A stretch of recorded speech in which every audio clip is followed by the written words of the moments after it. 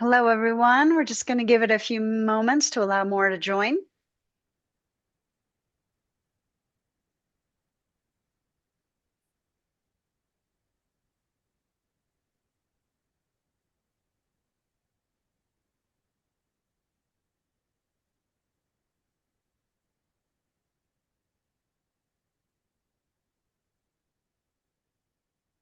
All right, we'll give it just one more minute before getting started. We still have quite a few people joining.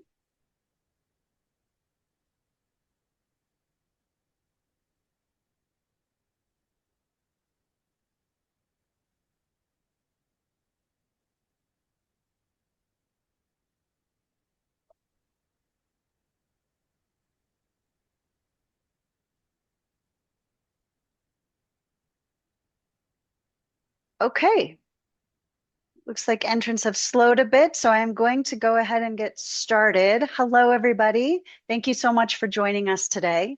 My name is Hilary Navarro, and I'm the Chief Communication and Engagement Officer at Verra, and I'll be guiding us through our agenda today.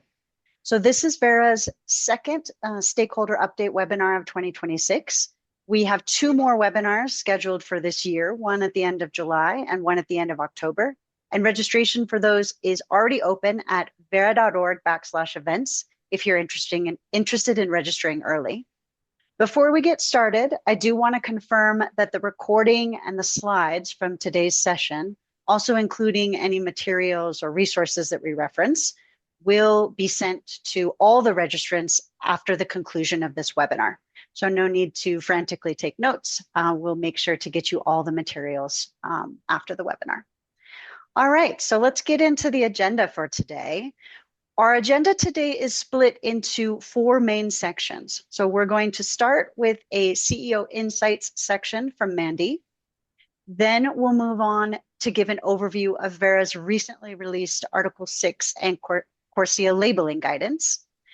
The third piece will discuss the latest updates out of our program management and technology departments. So this will include some project review timeline updates, some digital project submission statistics, and also the release of Verra's VVB scorecards, which were actually just released today on the Verra website. And then, as per usual, we are going to close with an open Q&A section. So get your questions ready. Just as a reminder, you can type your questions and/or any comments in the Q&A module of your Zoom console at any time during the session. We'll either answer you in writing, or if your question is broadly applicable, we'll answer it live during the Q&A section. So given the size of our audience, we will not be able to accommodate live questions, and we will not be able to respond to raised hands. So with that, I will go ahead and get us kicked off by handing the floor over to Mandy for our CEO Insights section. Mandy, over to you. Thank you, Hilary, and hi, everybody. Before we get into today's agenda, I do want to address something directly. I've said in the past that we should drop the V in the VCM, and talk about the carbon markets as a whole.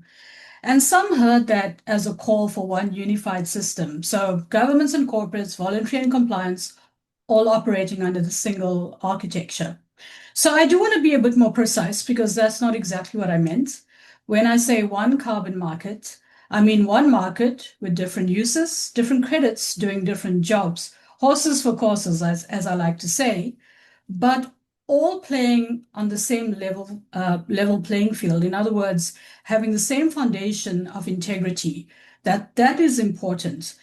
Because this distinction matters. There are some buyers, credible, serious buyers, who will always operate exclusively in the voluntary space. That's very legitimate, and that is something we should always say clearly.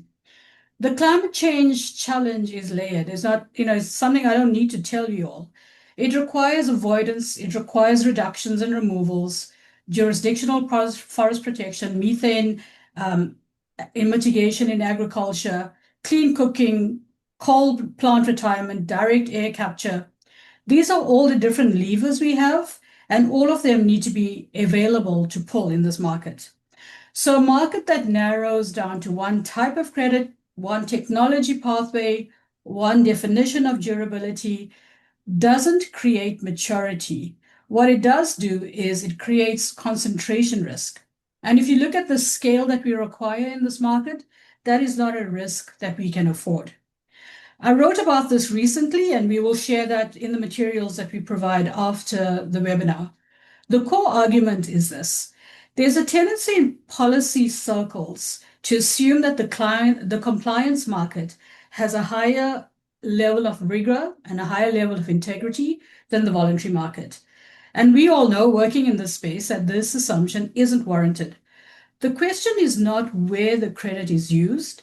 It really is, what is the standard behind it? What are the benchmarks of integrity and quality behind that credit?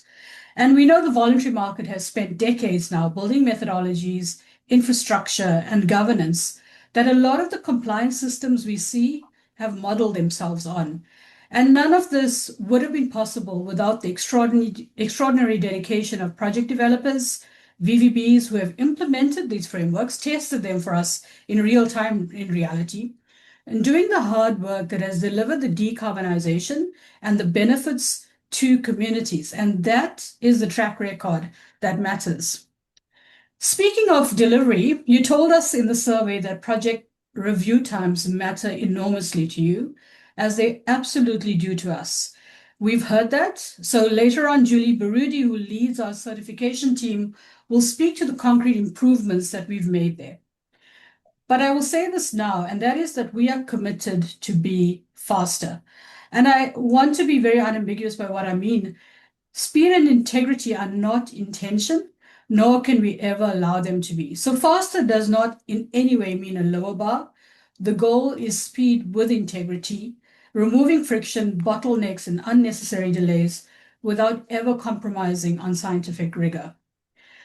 We all know that the market is continuously evolving towards higher quality.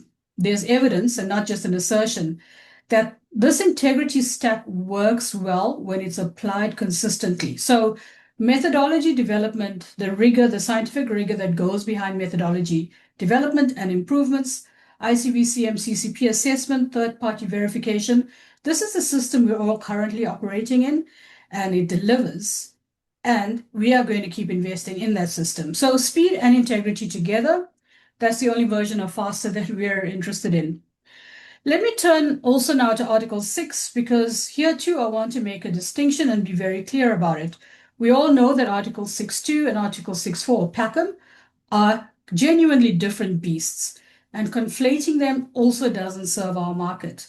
On Article 6.2, we're already there. As you know, VCS credits are being authorized through letters of authorization, included in bilateral arrangements and government eligibility frameworks, and linked to CORSIA requirements. So Article 6.2 is actually operational with Verra right now. Article 6.4 or PACM is a completely different conversation. PACM, as we know, is centralized. It's a UN-governed mechanism that has a really packed work plan this year. If you've not looked at it, go and look at that work plan. It's packed.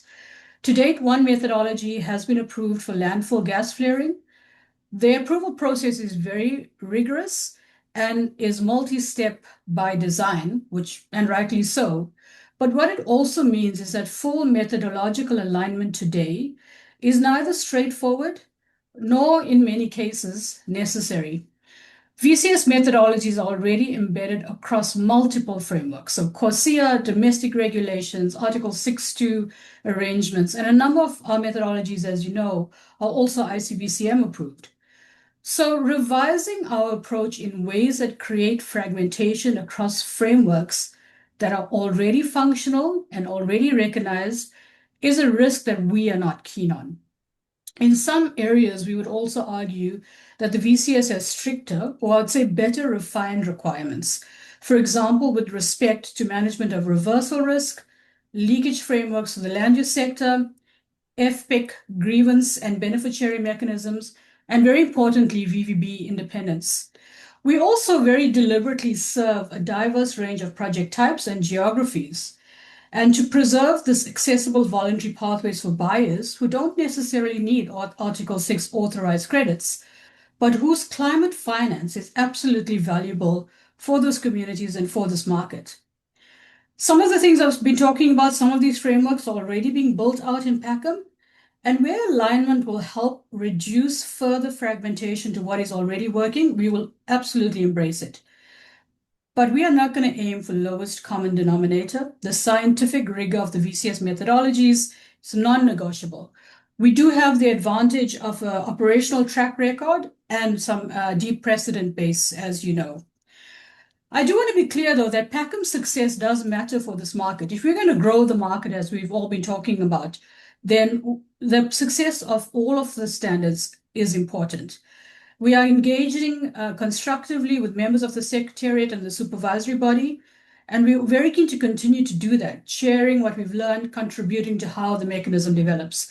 And I have to say personally, having been at Glasgow, co-chairing Article 6.4 negotiations at that COP, I know the hard-won battle that has been fought to get PACM to where it is, and the hard work of the many people involved in it. So we have to make sure that that hard work pays off.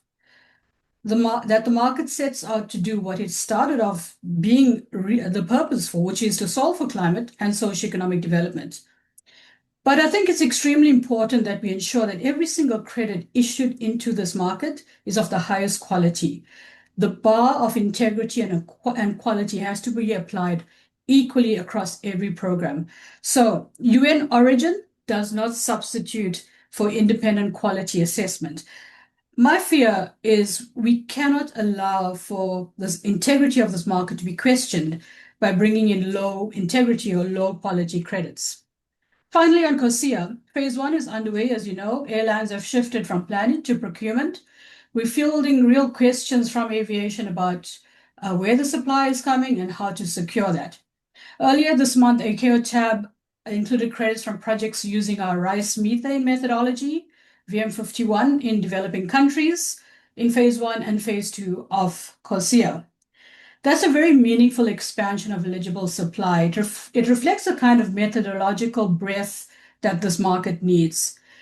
But it's also worth noting that the supply doesn't only depend on methodologies or the function. It's not only a function of methodologies. It also very much depends on government processes, timing, predictability of letters of authorization, Article 6 reporting. And then also a very clear demand signal is crucial for the CORSIA market to really take off.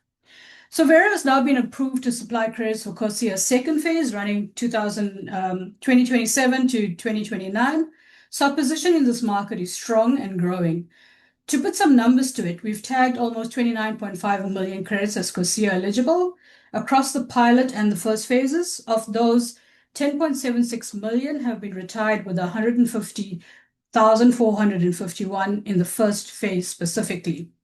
That tells you something about where we are in the compliance cycle, and there's significant volume still ahead. We see a lot of runway. We're ready for it. So I'll now put a choke or a throttle on my airline puns, but two quick notes before I close. First, on digitization, which you also flagged in the survey as priority. We're migrating our registry, as you're aware, to the new S&P Global Energy Platform with integrated meta registry functionality, and Joe will talk a little bit about that later.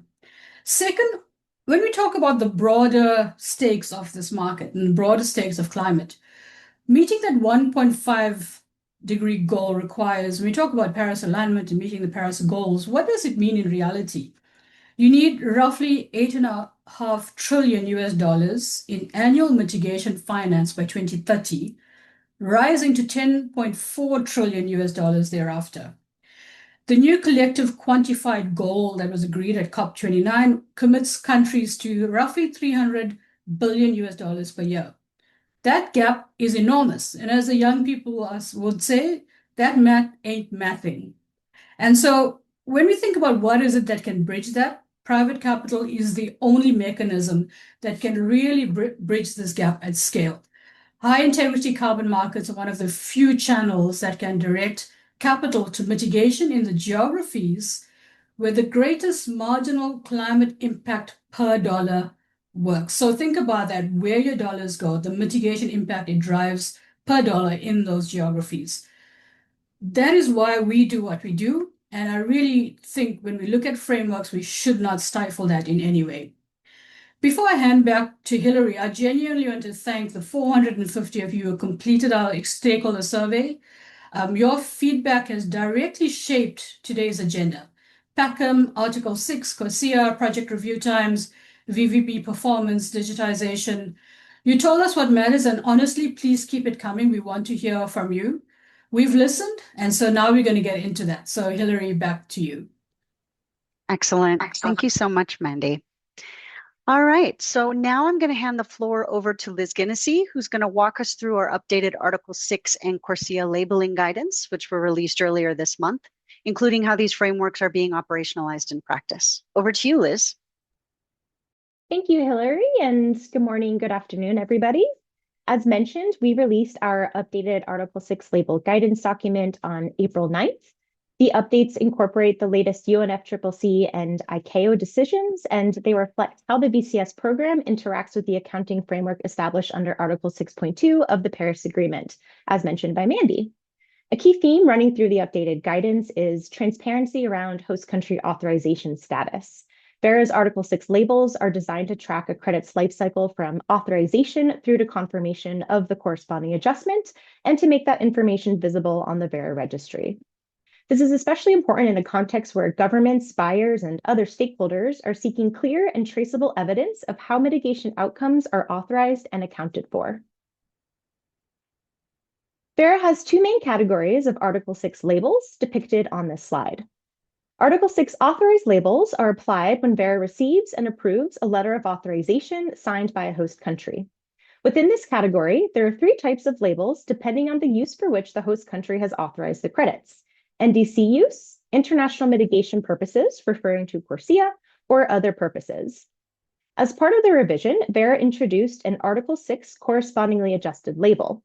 This label may be applied once a corresponding adjustment has been confirmed through a biennial transparency report submitted to the UNFCCC. This label indicates the highest level of confidence that there is no longer any risk of double claiming the mitigation outcomes represented by the units. More information on the full eligibility criteria and the process to request these labels is available in the guidance document. We understand that the Article 6 label landscape can be complex to navigate, particularly for buyers trying to understand which label meets their specific needs. To address this, we have released a new buyer's guide alongside the updated label guidance. It is designed to help buyers make informed decisions about which label is appropriate, depending on their use case, whether that is government or compliance use, voluntary corporate claims, or CORSIA compliance. The guide is available on the Verra website. This QR code will also link to the guide, and we encourage buyers and project proponents alike to share it with their counterparts. Also released on April 9th, the updated CORSIA label guidance document reflects the latest UNFCCC and ICAO decisions, bringing our guidance into alignment with the most recent developments in both frameworks. A key addition is the inclusion of Verra's eligibility criteria for the CORSIA second phase. This is significant because the second phase marks the first compliance period under CORSIA. The update also includes revisions related to the CORSIA requirements for no double claiming, which I will cover in more detail on a future slide. This slide here provides a high-level snapshot of which VCS project types are eligible under CORSIA and under what conditions. Generally, projects in the left-hand column are eligible for CORSIA.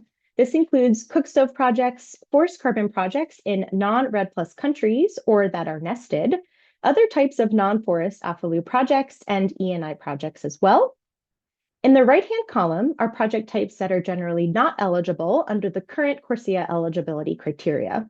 This includes large-scale renewable energy projects, forest carbon projects that are in REDD+ countries and that are not nested, early coal retirement projects, and certain engineered removal projects. However, I do want to note that VM49 and its modules are eligible under CORSIA. We encourage project proponents and buyers to use this as a quick reference and to consult the full label guidance document for detailed requirements. The guidance document will also reflect the latest updates to project eligibility criteria, which are subject to change as ICAO decisions evolve. For VCUs with vintages from 2021 onward, assurance of no double claiming is a requirement for CORSIA labeling. This is to ensure that a VCU used toward CORSIA is not also counted toward a host country's NDC. We have established two pathways for project proponents to demonstrate this assurance. The first is the BTR route, where evidence of a completed corresponding adjustment is confirmed in a biennial transparency report submitted by a host country to UNFCCC. The second is the insurance route. This route is available where a corresponding adjustment has not yet been made, but where project proponents would like to apply CORSIA eligible labels to their VCUs. To use this pathway, project proponents must sign a CORSIA accounting representation deed and provide a certificate of insurance from a Verra approved insurance product. Verra has approved several insurance products for this purpose, which are listed on our website. Both of these pathways are fully operational, and a growing number of projects have now applied CORSIA eligible labels to their VCUs. The infrastructure for CORSIA compliance is not merely theoretical, it is live and it is in use. For anyone who wishes to learn more, Verra will host a webinar on the Article 6 and CORSIA label guidance documents on May 20th at 10 a.m. Eastern. Now back to you, Hillary. Thank you, Liz. Yeah, and I just want to echo what Liz said. Please, if you're interested in learning more about this labeling guidance, please attend that webinar on May 20th. There's a lot of information in the guidance documents and also the buyer's guide, and that'll give you a chance to really do a deep dive together with our experts and ask any additional questions you have at that time. So thank you very much, Liz. All right, so now I'm going to move us to our next section, which is updates on our program management processes.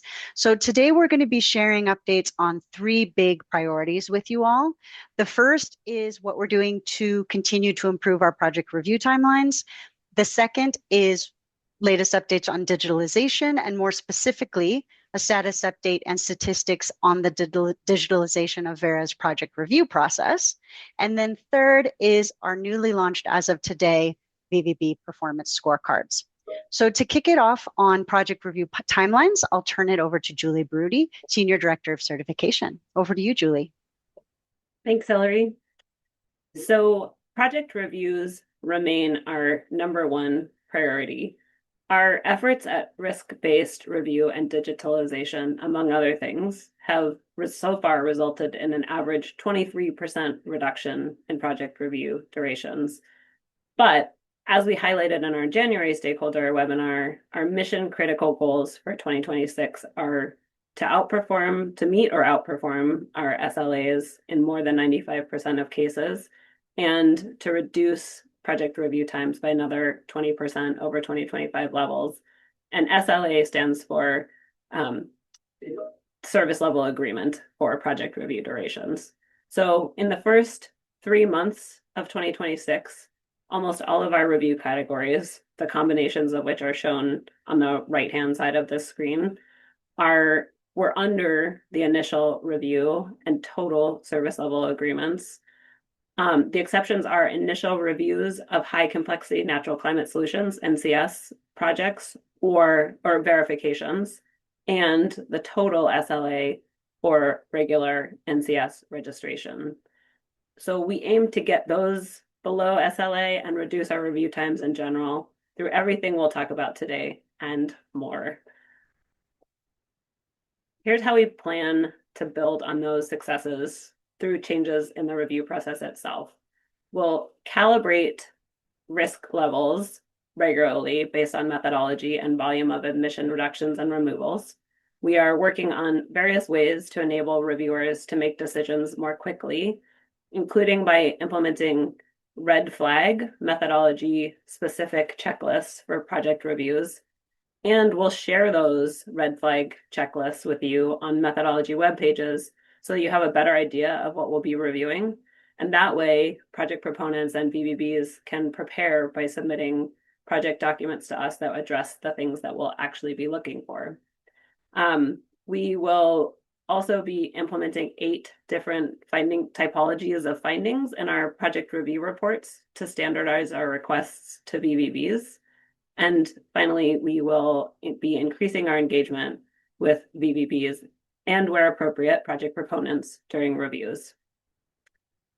Beyond these more specific changes, we're working on broader initiatives to exceed our 20% reduction goal in 2026. So first is the project prioritization process pilot. Since we launched this in late 2025, we've accepted and processed 5 priority requests. Of those, 2 are closed. One was closed within 50% of the SLA and the other was closed within 40%. So in other words, these projects moved through the review process about twice as fast as average. The extra review resources funded by the prioritization fee enable us to deploy review capacity more easily. So we ensure that the highly complex projects get the appropriate attention, and we add capacity to address other projects in the queue. So the prioritization process enables us to expedite certain review cases without impacting other projects' review timelines. Since the launch of this prioritization pilot, we've gotten some great feedback on it and how to make it more user-friendly and applicable to a wider range of project request types. So we are considering how to incorporate this thinking into an improved version of the pilot in the coming months. So stay tuned for details on that. The second thing that we're piloting to speed up project review times is digital monitoring, reporting, and verification, including high-frequency verification approaches. So far in 2026, we completed verification of a grid-connected solar project in 12 business days. That's a big win when compared with the normal SLA of 15 weeks and our 38-day average review duration for this category. The data about electricity generated by this project was collected and verified digitally. This example demonstrates how DMRV can move verification from a periodic, document-heavy process to a more continuous, data-driven model without compromising rigor.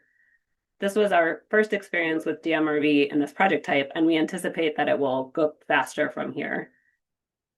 We're currently piloting a growing portfolio of DMRV projects. These span clean cook stoves, electric vehicle charging systems, afforestation, reforestation, carbon capture and storage, and biochar utilization. In addition, we're also exploring DMRV in tidal wetland and seagrass restoration. So these pilots are DMRV systems with end-to-end data and process flows that leverage advanced geospatial and sensor-based technologies and continuous monitoring to enable high-frequency issuances in the fastest possible way, which we know is good for the projects, and it's good for the buyers, and it's good for Verra. So improving our review times is a core focus. We've made solid progress and are continuing to take a close look at every part of the process to drive ongoing improvement. To that end, we are excited about early wins from digitizing the end-to-end project workflow, and our Chief Technology Officer, Joe Delafrano, is here to talk us through what's changing with digitization. Great, thanks, Julie. Those are really fantastic updates, and I'm excited about the improvements that are underway. So in previous sessions, we've talked about our efforts to digitize the project submission process. And I'm excited to say the Project Hub now includes 24 digitized methodologies, including validations for calculating emission reductions and removal, along with tools and forms that make submitting projects easier. I highly encourage you to explore the Project Hub capabilities if you haven't already done so. You can enter data using good old keyboard, or share project and our digital monitoring, reporting, and verification data, as Julie alluded to, via API. So today I wanted to share how we are automating the review process once a project has been submitted to Verra. You may recall in November, we announced a major milestone, the launch of the Digital Project Review Report, or the PRR. And as shown on the left of this slide, the PRR brings together both registry and technical review steps into a single end-to-end digital review process delivered through the Project Hub. This marks a clear shift from manual, email-driven reviews to a structured, fully digital review experience. In parallel, we're also developing the Digital Project Review tool for our internal Verra staff, which has been piloted with our energy and industry and plastics teams. Together, the PRR module and the project review tool now serve as a system of record for project reviews, which gives us an ability to automatically track review rounds, finding, and responses. This digital foundation enables structured review checkpoints, as Julie alluded to, controlled review cycles, and a clear separation between internal reviewer comments and VBB visible responses. We believe the result is higher review quality and consistency, reduced manual effort and rework, and a strong foundation for automation, SLA tracking, analytics, and future scalability.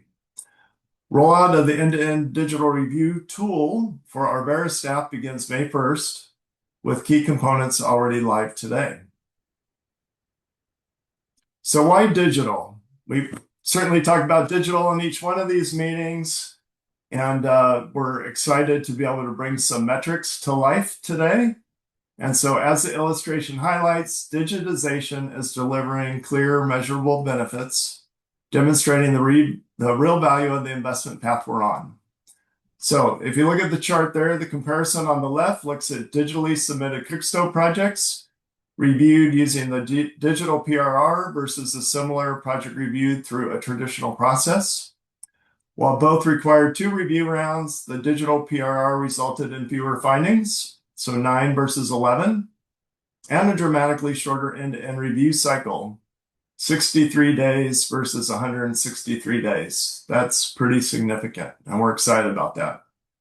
2 additional highlights include an Australian EV charging project that had its first review round completed in less than half of the SLA, and a European biochar project that had its first review round completed in 1/3 of the SLA. Both are notable reductions in timelines. So these gains are driven by smarter review checkpoints that combine automation with system-assisted review, along with built-in submission validation before requests enter the review queue. So by increasing system assistance across checkpoints and providing clear, more objective templates, we will reduce manual effort, eliminate unnecessary back and forth, and reduce ambiguity for both VBBs and project proponents, with a goal to enable more predictable outcomes and faster results for all of you. So, incorporating your feedback, we continue to enhance the digital PRR, and we're encouraged by early efficiency gains. So since its launch in November, as you can see there, average VBB response times have improved from roughly 38 days to under 28 days. That's a 26% reduction, which is fantastic. And then looking at the full end-to-end review duration, projects using the digital PRR are completing reviews in approximately 127 days, compared to 169 days under the traditional process, a nearly 25% faster average. So really good start, and we look to continue to drive improvements. So the improvements are driven by digitization of the PRR, which include improved notifications and dashboards, methodology-specific checklists, standardized findings, and stronger guidance and support. We believe together these changes are creating a more structured, predictable, and efficient review process for both Verra and all of you. So we've got some testimonials here, which are always a great validation of the work that we're doing. So behind these metrics are real teams working through reviews every day, and the feedback we have received from both VBBs and Verra confirms that the digital PRR is making reviews more structured, more efficient, and easier to work with. The feedback indicates that reviewers value the ability to upload documents directly with improved visibility into review status and priorities. And there's reduced administrative overhead and greater clarity and consistency in findings. I want you to know that we do take your feedback seriously. And I want to thank Tino and our digital support team, along with the feedback from Carbon Check, for their engagement throughout the rollout, including their confirmation that issues raised were addressed promptly. And this kind of feedback loop is helping us continuously improve the experience for everyone involved. We know some of you, our stakeholders, are hesitant to switch to digital, often out of concern that change might slow things down. What we're seeing in practice, and hopefully as these metrics illustrate, is the opposite. Digital reviews are already faster, more predictable, and more transparent. And to support a smooth transition, we're committed to working closely with first-time digital submitters. I'd love for you guys to be a first-time digital submitter, and we're here to provide one-on-one support where needed and to ensure confidence and minimize disruption. So feel free to reach out to hubsupport@verra.org. We are definitely here to help. So I'm encouraged by the progress so far and excited about the pace of improvement. And we expect to see more as we continue on our digitization journey. So with that, I'll turn it back over to you, Julie. Thanks, Joe.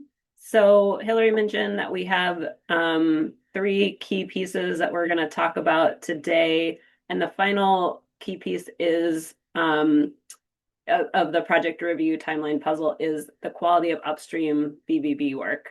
Solid VBB performance ensures fewer findings by Verra and shorter overall review times for projects. That's why we're also prioritizing VBB performance. In our oversight efforts, we take into account the VBB performance on project review requests, so whether they have appropriately assessed the project's conformance with the program rules and have adequately documented their assessment process. Audits that our staff observe, which we do to verify a VBB's competence in a given and effectiveness in a given scope, and how they comply with quality control reviews, which are related to specific projects and Verra issues, and then non-conformance reports, which Verra also issues that are related to a specific VBB persistent or significant problem. So then in addition, we also ask the VBB's accreditation body for relevant feedback. Each VBB approved to audit any of Verra's programs receives an annual scorecard. And while we don't share the full scorecards publicly, we are excited to share today the publication of the first high-level VBB performance results. So the data for these performance results cover VBB performance in 2025, and they take into per submission factors such as request type, sectoral scope, methodology, number of rounds of findings, total findings, and decision outcome. The results are presented in 2 ways, as shown here by methodology, and then by category as well. So for audits of VCS natural climate solutions projects and VCS energy and industry projects, or projects that have audits of the VCS and CCB standards together, which are shown on this slide. That's the categories that we have assigned. So in this view, you can see that VBBs that are above the benchmark and those that meet the benchmark. And then you can drill down into the specific information about each VBB's performance in that categories. So we use this information, we use the results of VBB performance monitoring to provide additional VBB trainings or review program rules and methodologies, and to increase or decrease our VBB oversight activities. But we hope you find this information helpful in your decision-making around which VBB to use. We encourage you to use this information as a starting point as you consider potential VBBs for your project, including by looking up the VBB's performance on the particular methodology that your project uses, for example. However, we also encourage you to complement that research by consulting the full list of eligible VBBs on our website and looking at publicly available project data for projects similar to yours. And finally, we want you to engage directly with the VBBs to discuss whether they have relevant experience and what their qualifications are for your project-specific factors.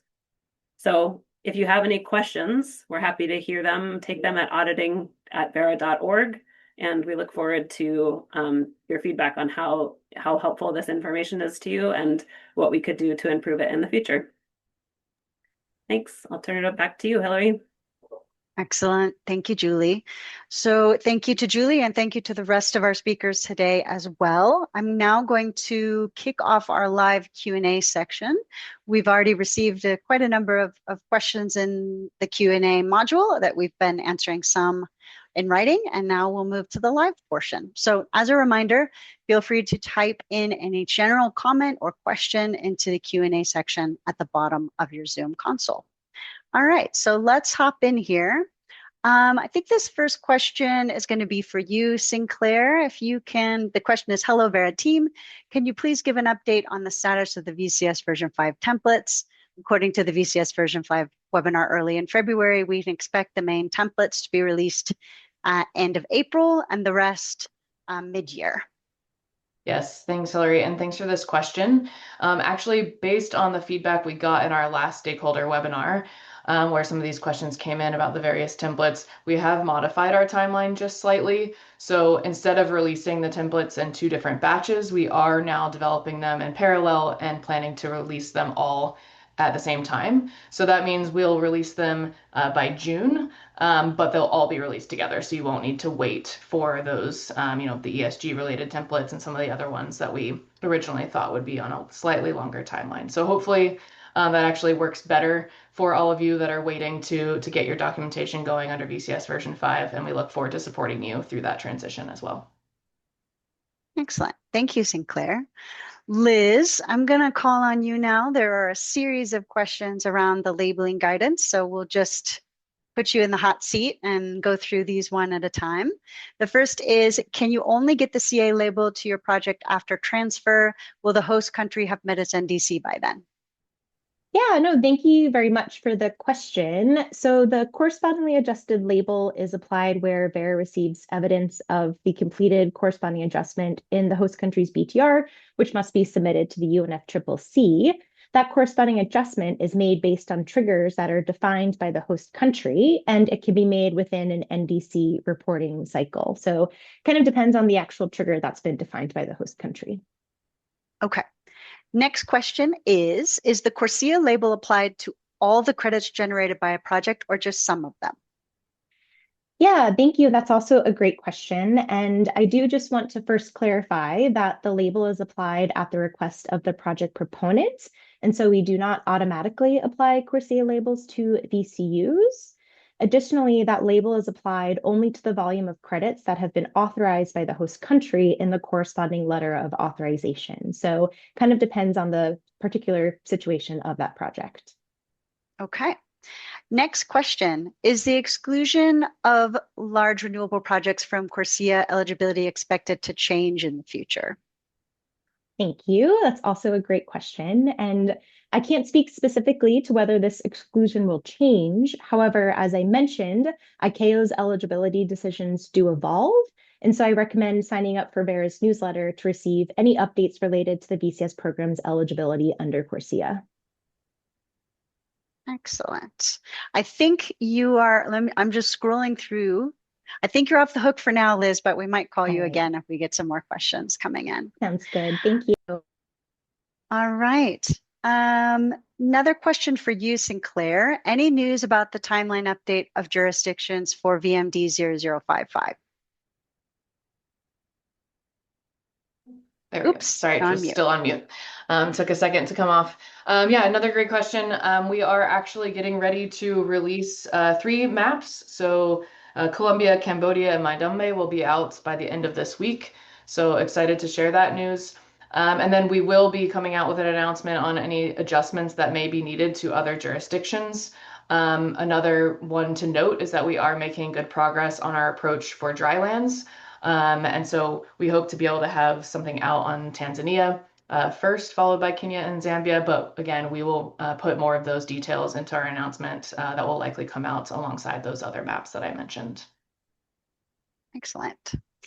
All right, Joe, I think you're up next. Joe Banktesh, I'll let you decide who takes this. Regarding the digital reporting, what would you say is the best way to say that the PRR has some ground truthing to be able to push back against VCM critics and build confidence in investors that VCS has not compromised on accuracy and quality? Ooh, it's a tough question. That's a good one. And Venkatesh, maybe chime in as well. I'll give kind of the first thought. One of the most significant values or benefits of our digitization journey is the fact that all of our data will be in digital form. So no longer will we have to sort through PDF documents or Word documents to see what information has been submitted to Verra. And all of that data will be visible from a review process as well as publicly available information, unless it's been classified as confidential. So I think, in my opinion, that's a huge value. It shows integrity behind the data, as well as gives the visibility to the quality and how outcomes were derived. Venkatesh, what would you add? Yeah, I would just add it is not only reporting, it's like measurement too. So these digital systems are measuring, and our validation and verification bodies are involved in the system review from the very beginning. So it will follow the same rigor and pattern that would be done by a manual review process. So essentially, we have VVBs who will be validating and verifying measured data from the system. And it is even better than manual system where there is no human error or some kind of error in the process.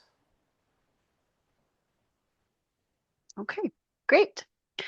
All right, Sinclair, I have another one for you. Any news about APD module for VM48? Yes, so we are also still progressing on the APD module under VM48, and our goal is to post the draft of that by the end of the year. So then that would be a consultation opportunity. Okay. Liz, I'm going to put you back into the hot seat. I've got a couple other questions here for you. Is Article 6 labeling required to apply after every issuance? Yeah, that's a good question. And I'm not sure if this is exactly the answer you're looking for, but those requests for Article 6 labels can be made at any time following issuance. They're not required for every issuance, and similar to CORSIA, they are made at the request of the project proponent. Okay. And then another question, is CORSIA accepting VM48 or VM10 methodologies yet? Yeah, that's a great question as well. And so CORSIA has not excluded the use of VM48 or VM10. However, just generally speaking, ARR, IFM, or RED methodologies are fully eligible when projects take place in non-RED plus countries. When they take place in what is defined as a RED plus country by ICAO, then these projects are only eligible when they're small scale or when they're nested within jurisdictional programs. Okay. We just had one more come in. Let me make sure this one's for you too. You're not off the hot seat yet. Are we working with governments in Central America to move things forward related to frameworks, LOA? Because even when the methodology is CORSIA eligible, we still need a LOA, and that is on the government side. Yeah, thank you for that question. And so I don't sit on the government engagement team, but I will say that we do engage with governments when we receive LOAs or questions related to LOAs. And if you're interested in learning more about that, I recommend reaching out to Verra, and we can see what we can do with any questions you might have about getting an LOA from a Central American government. Yes, and I'll add to that actually, because the government engagement team does sit under me. We are actively working with governments to support with this guidance, also to help train them to understand kind of the process and what needs to be done, and to help make the process smoother and faster. So this is something that we are actively doing. But as Liz did mention, if there is a specific need that you have or something that you are struggling with, please email secretariat@verra.org, and we'll be happy to look into that and into your specific case. Okay. Let's see. We've got a number of questions kind of coming in here. Is anyone here able to answer this question on, are there plans to amend VM33 to include mangrove conservation this year? I'm not sure if we have anyone on the call that can answer that one. Yeah, I can It's you, speak to Liz. that one. Yep. With your Back in the background hot image seat. give you Yeah, away. exactly. Yeah, it's a great question. And our priority for 2026 related to VM33 is to update that methodology to incorporate dynamic baselines under the restoration approaches. We don't have a timeline for when any changes would be made related to the conservation elements. But as always, stay tuned and sign up for our newsletter to receive any updates on progress related to those elements. Okay, excellent. Thank you, Liz. Okay, here's another one. What is our plan estimated timeline for ARR to be eligible as nesting in JNR framework? Not sure if we have to get back to them on this or we have an expert on the line. Yeah, I think we will follow up on the details on that one, Hillary. Thanks. Okay, perfect. Let's see. Okay. All right, sorry, Liz, we've got another one for you. In cases where VCOs are issued before the corresponding adjustment is reflected in the BTR, how does Verra expect VVBs to assess and communicate the interim double counting risk during verification? These are tricky questions. These are great. Yeah, these are good questions. Yeah, so where VCUs are issued before the corresponding adjustment is reflected in the BTR, but the project proponent still wants to apply the CORSIA eligible label to their VCU, we have the insurance pathway available. And so this is basically follows a procedure where the project proponent reaches out directly to insurance companies. We have various insurance products that have been approved for use for CORSIA insurance, and the project proponent can essentially figure out an arrangement with the insurance company and then provide us with that certificate of insurance along with a CORSIA accounting representation deed, which is basically a deed agreeing to compensate should there be any double claiming risk before the corresponding adjustment is actually reflected within the BTR. And so VVBs are not involved in this process. It is actually just part of our Article 6 labeling process. And I do recommend that you take a look at our Article 6 label guidance document for the full details on this insurance pathway. All right, and another one for you. Has Verra seen the latest EU Commission proposals for additional requirements for complete CORSIA compliance for EU airlines, e.g. to exclude projects using old FNRB values? And is Verra planning to engage with the Commission on this, as it would exclude all currently available cook stove volumes for CORSIA Phase 1 compliance? Yes, this is a very good question, and Verra has seen the latest proposal related to CORSIA compliance. I can't speak to whether we will be responding to that proposal, but we are aware of it and we are engaged with others in the space to consider what we can do related to these additional requirements that could be implemented. Excellent. Okay, I have another question for either Joe or Venkatesh. On the Verra Project Hub, notifications are currently received by only one registered account. Could we advise on if we have plans to introduce functionality that allows adding multiple accounts for notification reception? Certainly. The notification feature functions like if some user has action remaining on some documents or process, they all are notified. So right now, if it is a owner account or just a consultant kind of project proponents account, if they add the users into that particular, the owner's account as a user, they should be receiving notification. We have share features. Once you start sharing, you can subscribe to notification. Essentially, yes, we are already doing it. Perhaps you can reach out to us like the exact scenario and we can advise you properly. Great. Thank you, Venkatesh. Sinclair, you're up again for this one. When will VM45 be available outside of the US? Yes, sure. So the revision to VM45 that would allow for the use of appropriate national forest inventories is going to be released for public comment on May 12th, I believe, so coming up soon. And we're also starting to work on an approach for dynamic baselines using a remote sensing approach. So a number of developments coming out on 45 soon. Okay. Here is another data access question. Is it possible for stakeholders who are not necessarily a project proponent to see data on average processing timeline for project reviews? For example, buyers. Yeah, so this data is available in the project hub. So that means it can be accessed by registry account holders and yeah, so it means it can be accessed by registry account holders. We can explore making that data publicly available. Yeah, sure. Great question. All right. Let's see.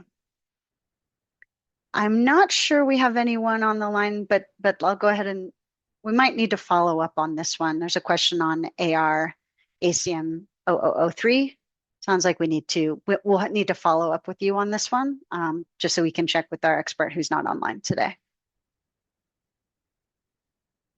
All right. Unless I have missed one, I think that is all of our questions. Let me just double check with the team here. Yep, okay. All right, well, we are about 5 minutes from finishing. Oh, sorry, we do have one further question. So let's ask these. Again, this is for you, Liz. Can a VCU carry both a CCPA label and a CORSIA label? Yes, it can, as long as it meets the criteria for both of those labels. There's no rule restricting application of both of those labels to a unit. Very good question. And how does eligibility for ICVCM CCP labels interact with eligibility for CORSIA? Yeah, it's a very good question. And so these are essentially two separate eligibility frameworks where ICVCM is going through and approving different methodologies for CCP labels.